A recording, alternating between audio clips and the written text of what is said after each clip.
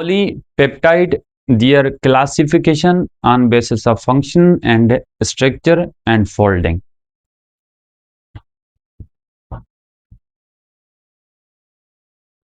हमने previous bond का concept clear किया है। उसमें हमने पढ़ा था कि जब अमीनो एसिड के साथ पेप्टाइड लिंकेज बनाए दो अमीनो एसिड के बीच में, तो डाइपेप्टाइड, अगर ज्यादा अमीनो एसिड के बीच में ऐसे पेप्टाइड लिंकेजेस बनते चले तो उसे हम क्या कहते हैं? पॉलीपेप्टाइड। याद रखिए, कोई भी पॉलीपेप्टाइड जब बनता है सेल के अंदर तो पहले क्या होता है? एक सीधा स्ट्रेट होता है, जिसे हम क्या कहते हैं? स्ट्रेट लीनियर चेन कहते हैं। हर प्रोटीन पहले पहले एक लीनियर चेन होती है, और लीनियर चेन के दोनों टर्मिनल पे, एक टर्मिनल यानी राइट टर्मिनल और लेफ्ट टर्मिनल, राइट पे कार्बोक्सिलिक एसिड का OH पाया जाएगा और लेफ्ट पे हाइड्रोजन पाया जाएगा जो कि अमाइनो ग्रुप का। इस स्ट्रक्चर को हम क्या कहते हैं? Primary structure. Means primary structure उसे कहते हैं जिसमें सिर्फ और सिर्फ कौन सा बॉन्ड हो? पेप्टाइड बॉन्ड हो। अगर इसमें लिंकेज इस तरह हो कि एक ही चेन के अंदर हाइड्रोजन बॉन्ड्स आपस में इंटरेक्ट करके उसको फोल्ड करें, सपोज ये फोल्डिंग होती है।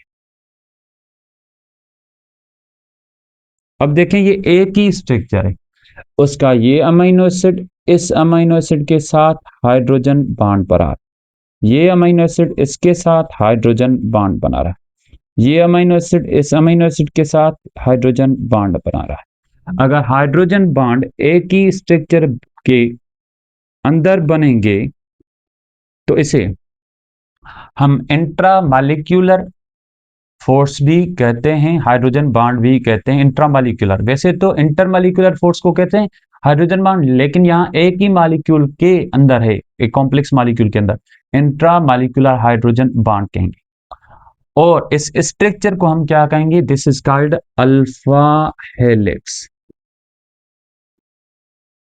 लेकिन अगर हम बात करें, एक पॉलीपेप्टाइड चेन अलग है, दूसरी पॉलीपेप्टाइड चेन अलग है। एक की अमीनो एसिड और दूसरी की अमीनो एसिड के बीच में अगर हाइड्रोजन बॉन्ड बने और ये हेलिक्स टाइप दिखाएं तो हम इसे बीटा पिलिएटेड कहेंगे। ये देखिए, ये इनमें hydrogen bond, hydrogen bond, hydrogen bond, hydrogen bond. These are the beta pleated structures.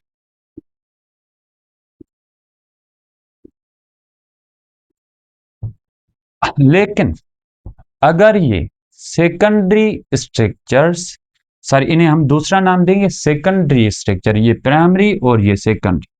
Secondary इसलिए कि इस प्राइमरी के बाद ये फोल्डिंग करके बनाएंगे। लेकिन अगर सेकेंडरी में फर्दर भी फोल्डिंग हो, अगर वो इसी स्ट्रक्चर पे स्टेबलाइज हो जाए तो वो सेकेंडरी ही रहेगी। लेकिन अगर फर्दर फोल्डिंग करे, यानी आयोनिक बॉन्ड बनाए, डाइसल्फाइड बॉन्ड बनाए और सुपर कॉइल हो रही हो, तो ये स्ट्रक्चर किस फॉर्म में आ सकते हैं? ये 3D स्ट्रक्चर फॉर्म में आ सकते हैं, जिसे हम क्या कहेंगे? Tertiary structure.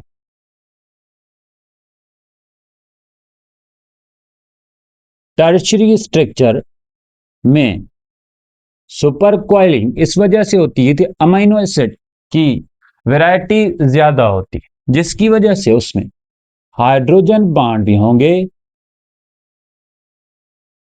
Sulphide disulphide bond भी हो सकते हैं,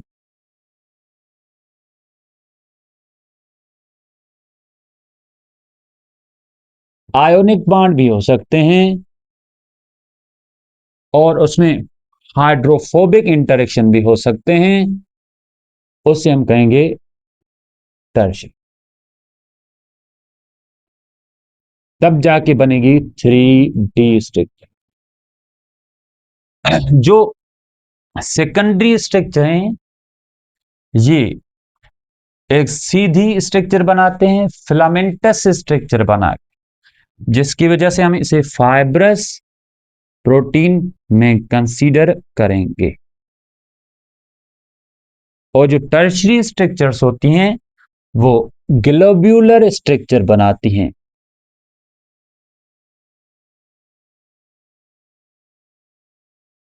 tertiary structure, globular structure functional होते हैं। जैसे कि हम बात करें एंजाइम, हार्मोन्स, इम्यूनोग्लोब्युलिन्स, हेमोग्लोबिन्स, ये टर्शरी स्ट्रक्चर्स होते हैं। लेकिन हम सेकेंडरी की बात करें, elastin protein, collagen protein, Miocene protein, fibrin protein, ये क्या होती हैं? स्ट्रक्चरल प्रोटीन होते हैं। एक टाइप ऐसा भी होता है जिसे हम क्या कहते हैं? Quaternary structure. जब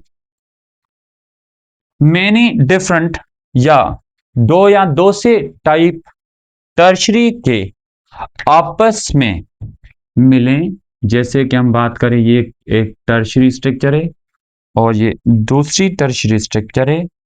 ये टर्शरी स्ट्रक्चर के साथ मिलें तो इन्हीं को हम क्या कहते हैं? Quaternary structure. लेकिन याद रखिए क्वाटरनरी स्ट्रक्चर में आपस में जो अंदर होता है, अंदर में होते हैं इसमें हाइड्रोफोबिक इंटरेक्शन